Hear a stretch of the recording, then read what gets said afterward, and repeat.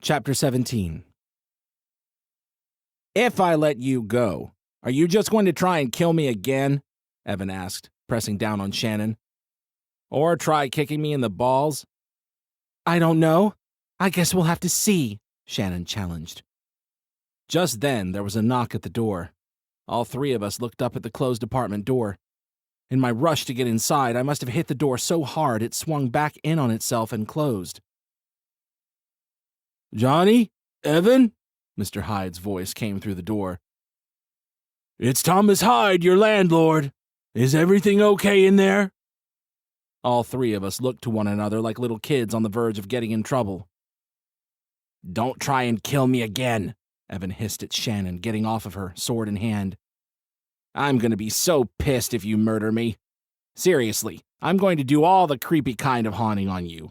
Showers, mirrors, you name it. I can be vengeful. It's not something I'm proud of, but watch yourself. Shannon lifted herself from the ground, staring daggers at Evan in the dark room. Well, look at us all getting along now. I awkwardly turned to my side and motioned to my still-bound hands. A little help here? Evan? Johnny? Mr. Hyde struck the door again.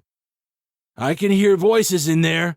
If that's not you, then I'm going to call the police. I've got to get the door, I said as Evan used Shannon's katana to free me of the tape. You two behave. Wait, Shannon said. You're still bleeding. Let Evan get the door. Evan handed me the katana, then hurried over to the door, flipping the lights on along the way. Shannon and I stepped to the right, getting out of the line of sight of the door. The living room was a mess with the broken table in the front of the TV and a lamp on the ground. Together, Shannon and I listened to the conversation. Mr. Hyde, Evan greeted as if he were seeing a long-lost friend for the first time. How are you? I've been meaning to stop by and say hi.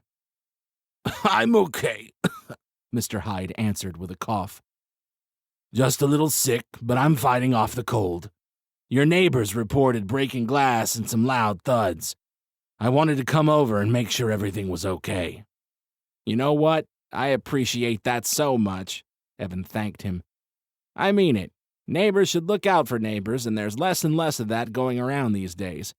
We're totally fine. Thanks for asking. You sure? Mr. Hyde didn't sound like he believed him. Johnny okay as well? Johnny, you in here? My eyes went wide. I didn't mind talking to Mr. Hyde, but Shannon was right. I was bleeding from a cut by my scalp. Shannon was faster than I was. She removed a red scarf that acted as her mask and tied it around my head like the Karate Kid. Go, she hissed. He's not going to leave until he sees you're okay. I knew she was right. Even now I could hear Evan trying to convince Mr. Hyde I was in the restroom and our landlord not buying it. Evan, who's at the door? I said, stepping forward to the doorway. Oh, Mr. Hyde, hi. Both Evan and Mr. Hyde looked at me like I was some kind of freak. Why are you dressed up like Rambo? Mr. Hyde asked, trying to get a better look inside. Both Evan and I moved to place our bodies in his line of sight. That's a good question. Evan looked at my red bandana. Why are you dressed? I was just practicing my late-night karate in the way of the ancient Iron Fist, I said, channeling all the improv classes I had taken over the years. Evan was helping me. Right, Iron Fist. Evan nodded along with my words. You see, Johnny was getting bullied by some girl, and I wanted him to be able to stick up for himself. A girl was bullying you? Mr. Hyde raised a brow. Like a kid? They're small, but they can be mean and they have a ton of energy, I answered, trying to keep myself from rambling on like I always did when I lied. I couldn't. She goes by little TT on the streets. She's only 10, but she's built like an NFL linebacker. I don't know what her parents are feeding her, but she needs to be checked for steroids for sure. I think she might be Russian, actually. You know those Russian gymnasts are no joke? That's enough, Evan said in a low, sing-song voice without breaking his gaze or smile on Mr. Hyde. We all stood there for a second, Evan and me nodding like idiots, and Mr. Hyde clearly not believing us but not knowing how else to push the subject. Okay, Mr. Hyde finally relented. But please keep it down. Your neighbors are trying to sleep. Yes, of course, Evan said as he closed the door. Our apologies. I breathed a deep sigh of relief. That was until we turned around. Shannon pointed a handheld crossbow at Evan's heart, loaded with a wooden stake. Oh, not this again, Evan huffed. Shannon, please stop, I implored, placing myself in front of Evan. Just talk to him for a second. Whatever you think vampires are, I'm sure you have good reason to do what you're doing, but at least let's talk about this before you pull the trigger. Maybe I should have been scared at having a weapon like that pointed at my face, but to be honest, I was just pissed. Listen, I said with a growl that impressed myself and took Shannon's eyes from Evan to me. In the last few days, I found out vampires are real, been dumped by my fiancée, knocked out, tied up, and this morning vomited all over myself in my bed. You did what? Evan asked from behind me. I thought you got it all out last night. That's not the point, I said, taking a step closer to Shannon with outstretched hands.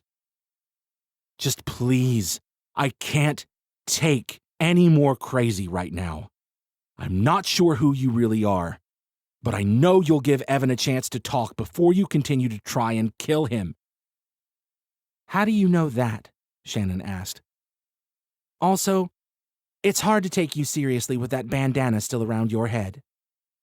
Because you saw me hurting today, and you helped me, I reasoned, tearing the bandana off my forehead. I think that was the real you. Shannon chewed on her lower lip for a moment, then peeked over my shoulder at Evan. I'm not going to promise I won't kill you ever, Shannon told Evan. But I'll give you a minute to talk for Johnny's sake, and the fact that I still feel bad for knocking him out. But I still might kill you later. Hey, no one lives forever, Evan said, then thought about his words. Unless they're a member of Supernatural, then maybe. The main characters on that show have stayed alive forever. Shannon lowered her weapon and holstered it on her right thigh. I felt like things were calm enough now to step to the side. The three of us stood in our trashed living room staring at one another. I hadn't noticed it with the lights off, but Shannon had a deep cut of her own along the left side of her face where her hairline started. You're going to need stitches for that, Evan told her, nodding to her wound. Oh, don't you worry about me, vamp, Shannon replied. Why don't we start with you? So you're not a bloodsucker like Johnny says? I was turned and not given a choice about it, Evan shrugged. I only take what I need now to survive. I don't kill or turn anyone. It's not a perfect life, but I do what I can. I fell into work with the other vampires in Hollywood, and here I am. And the blood you still take? Shannon asked with a raised eyebrow. What about the innocent victims you prey on? I already said it wasn't a perfect scenario, but until we find a sustainable alternative, this is what I am. Evan slumped his shoulders with a sigh. If you have any suggestions, I'm open to them. Yeah, a sunbathing appointment, or your head off your shoulders, Shannon sneered. Easy, easy, I told her. We'll figure something out for him. He only needs to feed once a month for now, and he just did. We can find a different way for him to live before it happens again. Great. Now we're having a conversation on rehabbing vampires, Shannon sighed. And how do you know about all of us? Evan asked. Most humans that have an inkling into the supernatural don't live to talk about it. Oh, there's more of us out there than you'd like to think, bloodsucker, Shannon countered. Most of us just keep our mouths shut so other people don't think we're crazy. When people do talk about it, they're just written off as cuckoo for Cocoa Puffs. Is that what happened to you? I asked. Did you see something and no one believed you? I would have killed you too, Shannon continued, ignoring my question and looking at Evan. I had you if your roommate hadn't stepped in. Maybe, maybe not, Evan shrugged. We'll never know now that we're friends. Don't push it, Shannon warned him. She pressed a hand to the side of her head and winced for the first time. I'm going to go take a closer look at this. I might need stitches. Classic Shannon. She didn't wait to be invited or feel awkward in our apartment. She just walked off to the bathroom and mirror in my room. Evan and I stood alone, staring at one another for a moment. "Your new girlfriend's crazy," Evan said with a heavy sigh. "But she does have a Punisher kind of charm to her. I like her." "Wow, she's not my girlfriend," I stated. "I'm damaged goods here. Tracy just broke up with me this morning." "You know, I'm sorry to hear that, but also super relieved," Evan shrugged. "She was bad news, like the Queen of Hearts from Alice in Wonderland bad news. Real talk, there were a few times I considered killing her just to take her out of your life. You know, set it up like an accident." I gave him a deadpan stare. "Just a joke." Evan extended both hands toward me, palms up. "Just trying to lighten the mood. But seriously, now you should go out with Shannon. I don't know. This might be because she just tried to kill me, but I like her for you." "What? Are you insane?" I half shouted, then lowered my voice. "Are you insane? I'm still recovering from having my heart put in a blender on high. I'm broken, damaged, Humpty Dumpty, might never love again. I'm not going to ask Shannon to go out on a date with me." "Who's going out on a date with you?" Shannon asked, rejoining us in the room. "Are you about to download Tinder?" "No, what?" I asked with a shake of my head. "There's a lot of weirdos out there. Be careful," Shannon advised. "I'll admit it, I gave it a try when I got here. Not worth it. Way too many freaks in LA. Anyway, the vamp was right." "Evan," Evan corrected her. "My name's Evan." "Whatever, bloodsucker," Shannon continued. "I'm going to need stitches. I'm headed to the ER.